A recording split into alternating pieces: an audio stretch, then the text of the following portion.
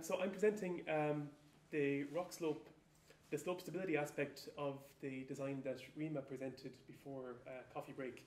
It's from TGB B1, so Bruce, Rima and myself worked on this over the last number of years. As a general opening, now Clause 4 covers both slope in soil and rock, plus Clause 11 for rock bolts and support. Engineers who don't come from a geological background, such as myself, often struggle with what's rock and what's soil. So I particularly like that there's a definition included that, like, my 4-year-old could understand. You take a lump, put it in water, if it breaks apart, it's soil. Rock is new in the Eurocodes, and it's got a material and a mass. It's got discontinuities. It's got scary-looking string envelopes, which for a civil engineer are a little bit tricky. So yeah, there's something to learn. The project, if anybody was at the rock engineering platform talk before coffee, Rima presented the project, and there's a bit of a spoiler if you were there on how it worked out. It's located in the south of France, in the Pyrenees.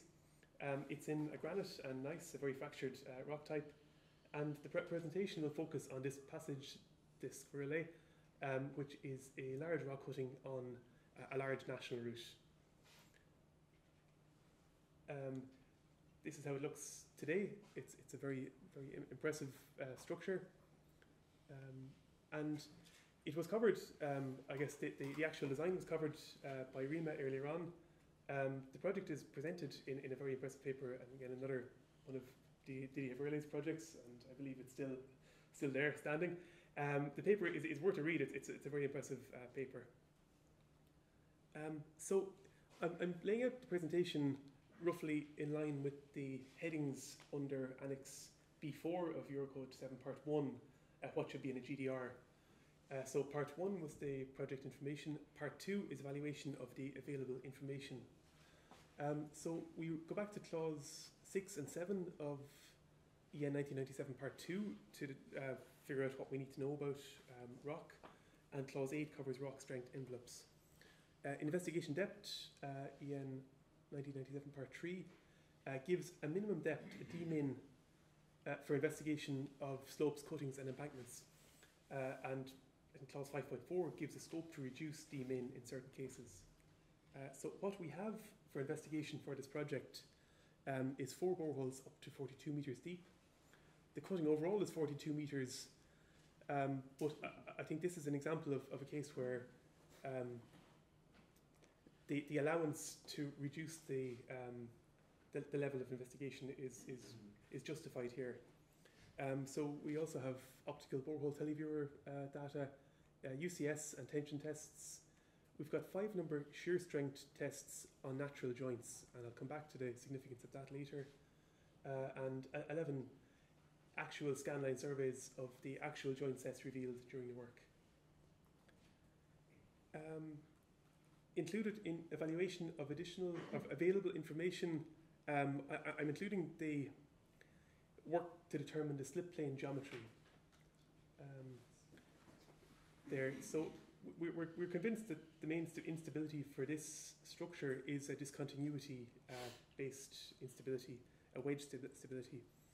So we determined the most critical wedge by only considering large fractures that can form blocks, so not smaller fractures. The minimum length was constrained to 15 metres. Rima presented this slide earlier on. We made a simplification, or a simplification was made based on the analysis of the joint sets and 3D element modelling. So we simplified, I guess, a large number of joint sets and a large variability into a model we could actually analyse. And again, the details of this are covered in Rima's presentation before lunch and also in the paper on the project. So the structure we are analysing in schematic format here, it's a large coating, 42 metres deep, in a large rock mountain, essentially. The cutting face was 76 degrees, and the overall height was 42.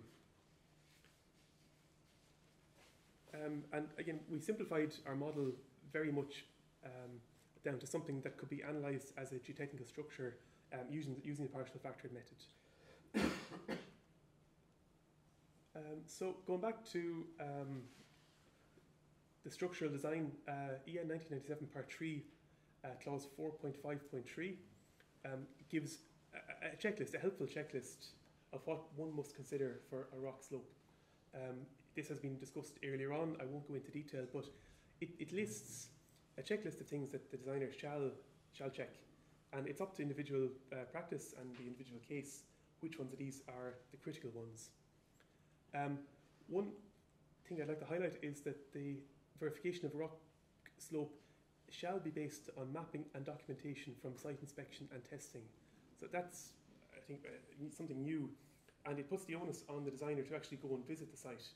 That's something that maybe a lot of designers are a little bit reluctant to do, but it puts the onus on the designer to carry out an inspection and to carry out testing on the site. And then Annex A4, informative annex, I think is also helpful. It details what should be in a geotechnical design model for a rock slope. And again, this is a should, not a shall. But it's helpful to have this type of content in the code. It wasn't there before. So with the typical things: weight density, rock layering, interfaces, the groundwater, the types of anticipated failure, and any external actions and adjacent structures. And table A2 from the informative annex gives, again, like with slopes and soil, we've got a list of failure mechanisms to consider. We don't have to verify every one of them. We need to apply judgment and pick the one that's most relevant. So moving on to the design process, EN 1990 Annex A talks about geotechnical complexity class. So we were convinced the project was geotechnical complexity class 2. There was one rock material involved, but it was non-uniform due to the variable jointing.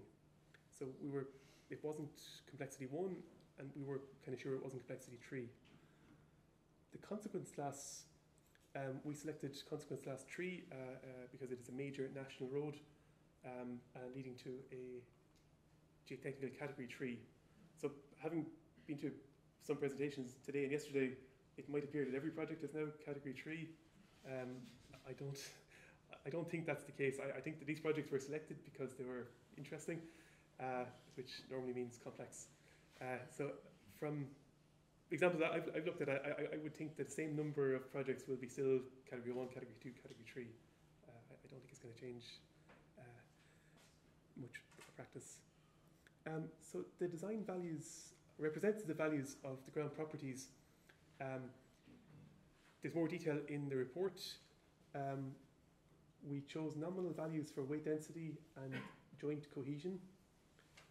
And we had just about enough data points. We had 5 data points to pick a characteristic value for the angle of friction on the discontinuity. So with 5 data points, and yeah, probably just enough to pick a characteristic value derived from statistical methods. The actual analysis, again, our model here, very simplified from what was available to us.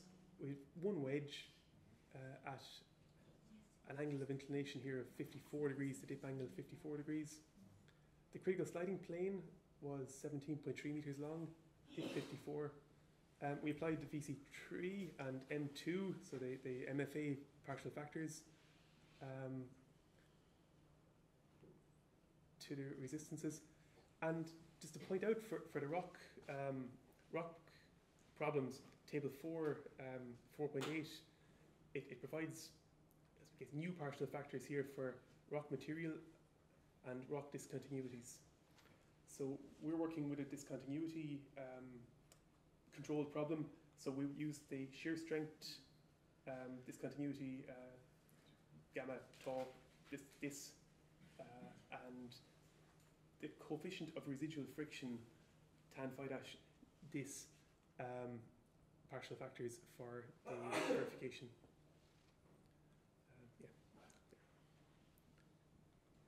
The actual problem, yes, this is quite a simple wedge problem, and it's all contained in 2 slides, which you'll be glad to hear. So the entire analysis carried out for this phase. Here we have represented the value of gamma unit weight for the rock, 27. The volume of wedge was calculated from geometrical considerations.